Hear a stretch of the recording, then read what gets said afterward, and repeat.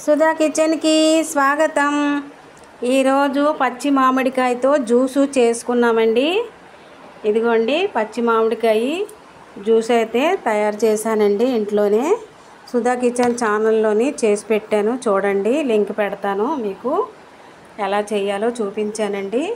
ఒకసారి వీడియోలోకి వెళ్ళి చూడండి. మామిడికాయ సీజన్ వచ్చింది కదండి, అనేక రకం పళ్ళతో జ్యూస్ చేసుకుంటాము మనము. మామిడి, బత్తాయి, కమలాలు, కర్బూజా, పైనాపిల్, వాటర్ మిలన్ అన్ని జ్యూసులు తయారు చేసుకుంటాం కదండి. ఇలా ఒకసారి టేస్టీ చేయండి. ఎలా తయారు చేయాలో చూడండి ఒకసారి. చాలా కమ్మగా చాలా బాగుంటుందండి. సుధా కిచెన్ ఛానల్లో పెట్టానండి, ఎలా తయారు చేశానో చూడండి ఒకసారి.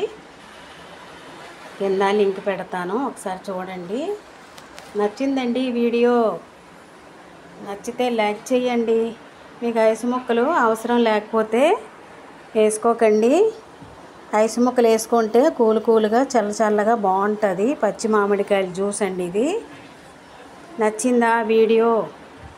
నచ్చితే లైక్ చేయండి, షేర్ చేయండి, సబ్స్క్రైబ్ చేసుకోండి నా ఛానల్ని. మరొక వీడియోతో కలుస్తాను.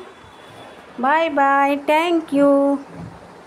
మనం ఇందులో కూడా జ్యూస్ చేసి పెట్టుకున్నామండి. ఎప్పుడు కావాలంటే అప్పుడు నిమ్మకాయ వేసి మన గ్లాసులో వేసుకొని తాగి వచ్చండి.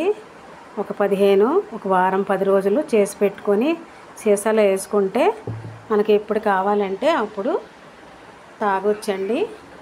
నిమ్మకాయ వేసుకొని మామిడికాయ జ్యూసు. ఉంటానండి, మరొక వీడియోతో కలుస్తా. చివరి వరకు చూసిన వాళ్ళకి ధన్యవాదాలు. Thank you.